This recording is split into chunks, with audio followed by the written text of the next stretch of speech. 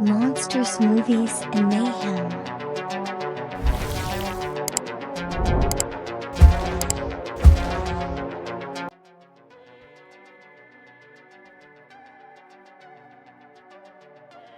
Welcome back to Monsters, Movies, and Mayhem, aka MMM, or as I like to say, I'm your host, Murderface, and glad to see you all back, and glad to see you back, Jeff.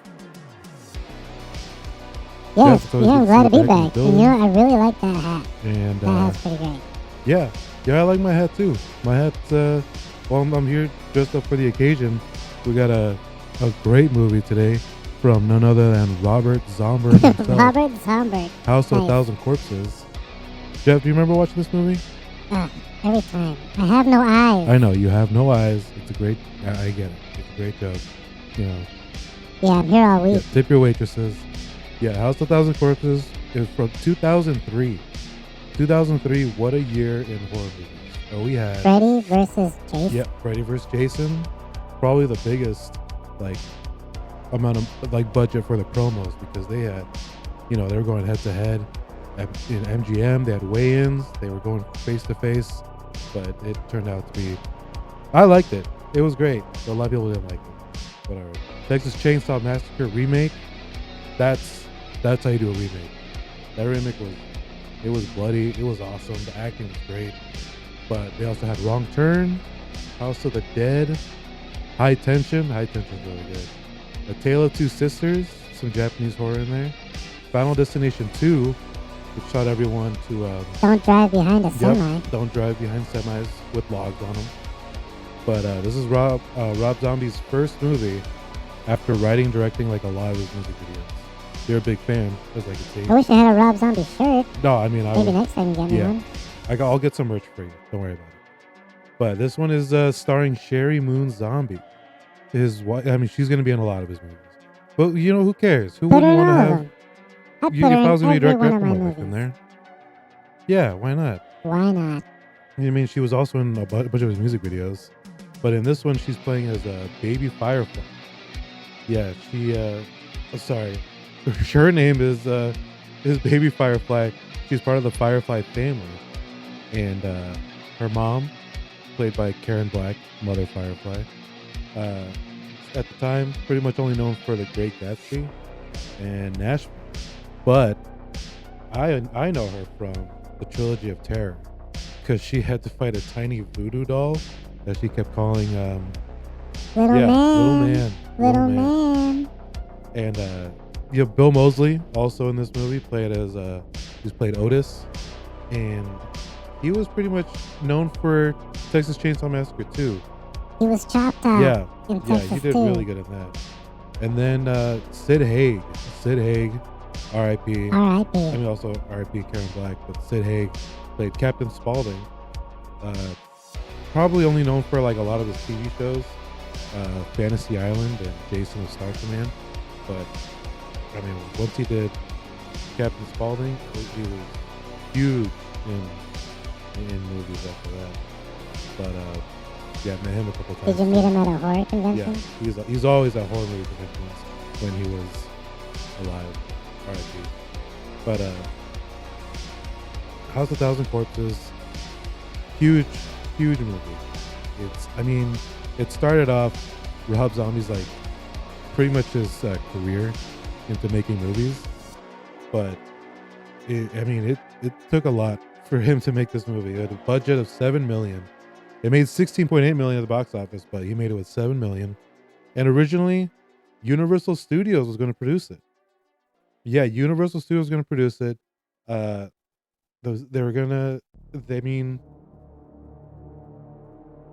They worked with Rob Zombie before. Yeah, he was creating haunted houses for them, but they feared that the movie would only get an NC-17 rating, and so they shelved it. Producers. Yeah, production companies are always scared of something being rated R because then it won't reach that audience, every audience. But eventually, after being cut and edited to an R rating, Lionsgate signed on to the project. The Gate. Yeah, they'll sign anything. But Universal, I think they really did like the movie. They just knew that it would be a big risk ticket wise. I mean, if you only show it to a certain audience, you'll never get that much money. But after its release, it did really, really well in DVD, which probably was the same case for a lot of horror movies back then, because they did later on get director's cuts. But no, this one became a classic so much that Universal decided to have a Halloween Horror Nights theme for House of a Thousand Corpses. Yeah, in 2010 they had a House of a Thousand Corpses themed horror night, and it did really well. But Universal was had Rob Zombie working with them to make other haunts for the Halloween Horror Nights. He worked with them pretty closely, so I mean they knew that he was gonna make a good horror movie. But yeah, when after House of a Thousand Corpses, 7 years later, they were like, let's do a House of a Thousand Corpses themed Halloween Horror Night. Yeah, say that 5 times really fast. And then 9 years later, they brought it back because there's such a big like cult following. I mean, the characters, the story, like everything is just so memorable. I mean, people are gonna want to come back to see that as a Halloween Horror Nights. They're gonna be like, oh, there's Captain Spaulding, there's Otis, and there's Baby laughing in the corner. But the characters were so well received. I mean, even before they made the sequel in the third movie, they had collectibles, T-shirts. They were selling long after release. But I mean, I think the opening is what gets people watching. The movie's such a strong opening. The movie starts off showcasing its best character, Captain Spaulding. I think it's his best character. Baby is my favorite character. Oh yeah, I know you think that's you would pick that as your favorite character. But no, I think the best character is Captain Spaulding. I mean, he starts off as being like a lovable asshole who has no trouble turning the tables on anyone trying to rob his museum of monsters and madmen, which he does in a very great way. Every moment Captain Spaulding is on scene, it's entertaining, and his dialogue is so memorable. Each interaction he has with a different character builds the cast to be more memorable with him. Even like small characters and side characters in this movie and then the sequel and the third one, he it's always like a memorable scene with him. But when we get introduced to Baby, she's also like, you also don't exactly know what's gonna happen. You see Captain Spaulding, you're like, okay, I get the character right off the bat. And then when we get introduced to Baby, she seems like this bubbly, smiley, happy-go-lucky girl alone in the rain, looking for a ride. And then when we get a clip of her philosophy on killing those who need to be killed, like, now we know that her personality isn't to be trusted. It's a front. It's basically a front to let your guard down around her, but she does a great job winning the boys over. She won me over. And it's like a 50-50, like toothpaste kind of split. You don't expect it right off the bat. Then we meet Otis. He lets it be known like right off the bat. He's insane. Like he's the one that he kidnaps, kills, skins his victims. But before that, he has to let them know he's doing this because he must rebel against the conformist society that is our world. You have no idea what he's gonna do next, because I mean, you find out like eventually that there's people missing, like cheerleaders specifically, and you're like, okay, we wonder where that's gonna go. And then you see them all tied up, and Otis he's not like torturing them right away. He's not torturing them, but he's like trying to let them. He's telling somebody. He's like airing out his plan and why he's the way he is, and how the world just turned against him. And he's not just like a one-dimensional character. But I mean, Otis, Baby, Captain Spaulding. I mean, we find out later on, but they're together. They're a family. As crazy as they are, they have a lot of great moments together, and the score makes them even cooler. But any score done by Rob Zombie is gonna make you look like a rock star. Rob Zombie could do the soundtrack to my You're life. telling me. But the sets on the movie, they jump from like a Universal studio to like a nearby farm, and even like Rob Zombie's house. Like you can just like you can tell No like, oh, budget. this was definitely in his basement. But every scene looks like a mix between Texas Chainsaw Massacre and The Hills Have Eyes, which are very good. I mean, if I was gonna make a set for like a redneck torture family, I'd be like, hey, I'd talk to somebody that worked on those two movies, Texas Chainsaw and The Hills Have Eyes. But the props and the wardrobe and the makeup have so much detail. And if you notice them, they make great callbacks to earlier parts of the movie. Captain Spaulding wearing a "Pigs is Beautiful" T-shirt just Pigs to be is met beautiful. by a couple cops for a surprise interrogation. It's hilarious. Baby going to scalp one of her victims is wearing her last victim's clothes.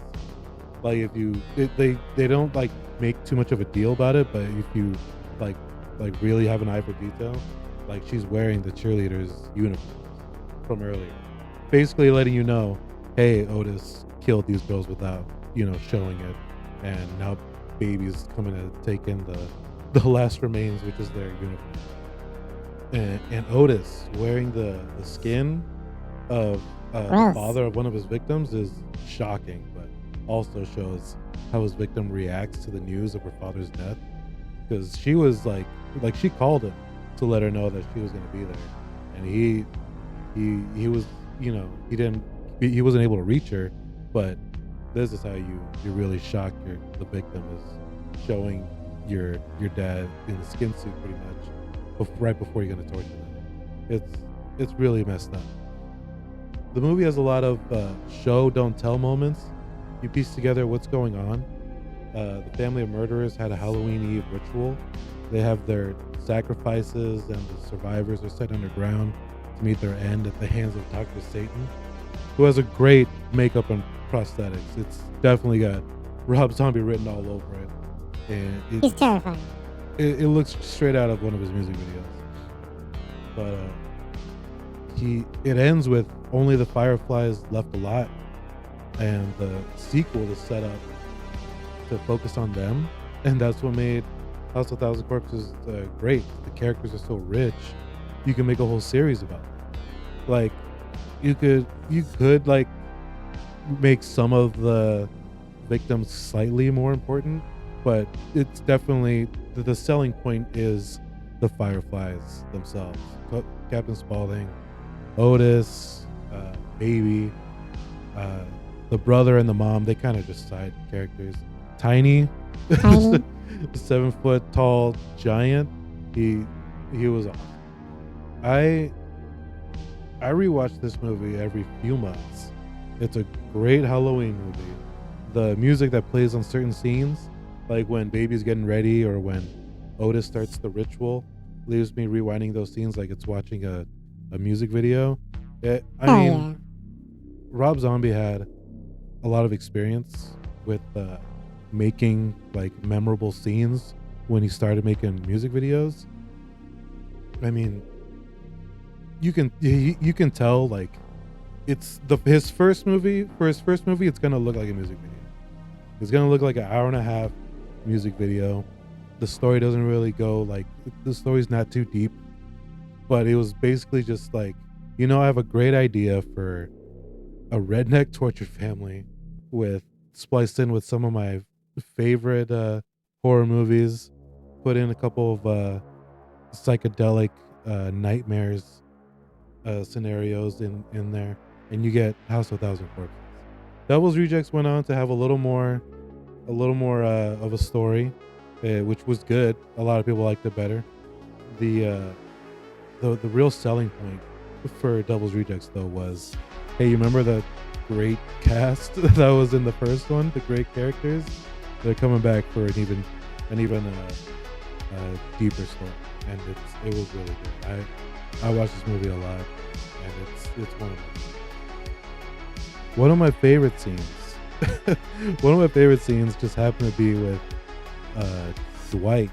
Dwight from The Office is in this, and he was really interested in the Captain Spaulding's Museum of Monsters of Madmen, because he's writing that sightseeing book about weird shops that you only see when you drive cross country.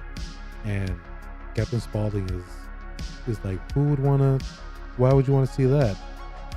And Dwight's like, oh, just in case you were curious and you want to see what other people are living like. And Captain Spaulding starts to mess with him a little bit. He starts to like kind of twist his arm, saying like, well, what makes me so interesting? Like, what, you think you've never seen a guy like me who's just not as smart and as you are with your fancy glasses, and I'm not as like well mannered as you and your friends. And he said, what, you think we're just a bunch of redneck dumb hillbillies? And you see Dwight to get like a little more panicked and scared, and then Captain Spaulding just gives him a small grin, like, gotcha. Get out of here. Yeah, and he's just messing with him, and that was my one of my favorite scenes in House of 1,000 Corpses. My favorite scenes are all the Betty Page cut-ins that they did in the movie. I don't think that was Betty Page. It might was be. her. I'm not Look at too her sure. bangs. Just any girl with bangs like that is, Betty Page-esque. What would you rate this movie? Oh, it's a 10 out of 10 for me. 10 out of 10. Same. Well, you heard it here first. Rob Zombie's House of 1,000 Corpses, 10 out of 10. We'll see you next time. Peace out. Monsters, movies, and mayhem.